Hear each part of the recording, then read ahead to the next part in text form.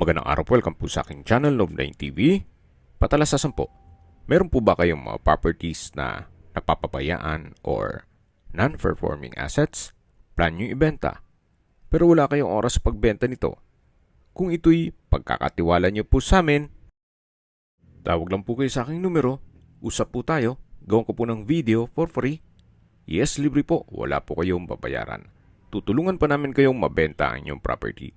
Kami na po bala sa marketing, sa boosting or paid ads. Even sa tripping, hindi na po kayo mapapagod sa pag-entertain ng mga buyers. Kami na po bala sa lahat. Tawag lang po kayo. Nandito po tayo ngayon sa Sycamore Heights. Ito po ay parte ng Tagaytay Highlands. Ito pong subdivision ay may kabuang sukat ng lupa na 27 hectares at ito'y Asian-themed community. May sarili po itong clubhouse, swimming pool, park and playground, at marami pa pong iba. Dito po sa loob ng Tagaytay Highlands ay meron pong 24-hour security at emergency and firefighting team. Nandito na po tayo sa lupang binebenta. May lot area po ito na 300 square meters. Ito po'y titulado, buhay po ang may-ari, kaya wala po kayong maging problema sa documentation o sa transfer ng title. Napakatahimik po ng lugar, sariwang hangin, at malamig po ang klima. Napakaganda po ng lokasyon nito, gawa ng ito po'y unobstructed overlooking. Yan po, tunghayan nyo po. Napakaganda ng tanawin. Ito pong property ay slope po ang terrain. Kahit po may magtayo ng 4-story na bahay, sa baba nito, ay hindi pa rin po matatakman itong napakandang tanawin. Yan po yung Taal Lake and Volcano. Then meron din pong view ng Mount Makulot. Sa Cuenca, Batangas po yan at may parte ng Lipa, Batangas. Kaya kung hanap nyo po isang overlooking property at kahit po magtayo ng ilang palapag ang inyong kapitbahay, may overlooking view pa rin kayo, well, ito na po yung hinahanap nyo. At dito po sa Tagaytay Highlands ay meron din pong golf course, hotel and restaurants, at iba pang leisure activities. Kompleto na po dito. At habang pinagmamasdan nyo po itong kapaligiran, pag-usapan na natin ang distance, location at travel time.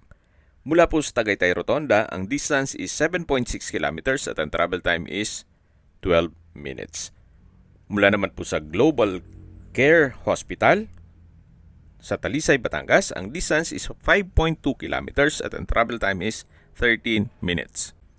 Yan po yung lagong binabanggit sa aking video na dapat nyo i-consider sa pagharap ng property, yung meron pong malapit na hospital. Hindi ko naman po sinasabing sakitin kayo. Yan naman po for emergency purpose lang naman.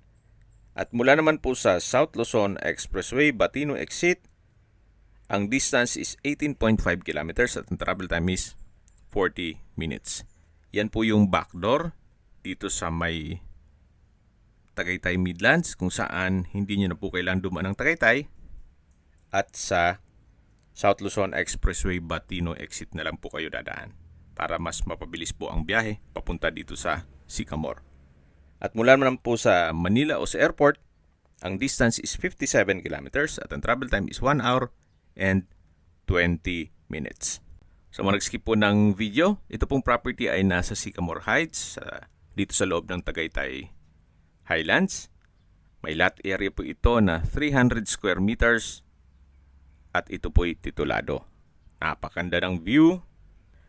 Ito po ay titulado, buhay po ang may-ari, kaya wala po kayong maging problema sa documentation o sa transfer ng title. Binebenta po ito ng owner sa halagang 11.8 million pesos. Kung may mga katanungan po kayo, tawag lang po kayo sa aking numero. At sa mga kababayan naman natin nasa ibang bansa, meron po akong WhatsApp, Viber at Telegram. Same number lang po, 0917-316-3399. Sa mga nagtatanong naman po ng aming Facebook, meron po aming Facebook page na Nov9TV at Facebook Real Video. Meron din pong TikTok at Instagram. May ibang YouTube channel po kami, the Nov9TV channel, Nov9TV Listings, Nov9TV On The Spot, Nov9 TV Updates, at Nov9 TV House Rental. Sana po naibigyan nyo ang video presentation. Paki-like and subscribe na lang po sa aking channel para ma-update din po kayo sa aking future listings. Kung sakali po hanap nyo yung mas malaking sukat ng lupa, meron din po kami ibang listings na pwede nyong pagpilian. Huwag po kayong mag-atubiling tumawag sa amin.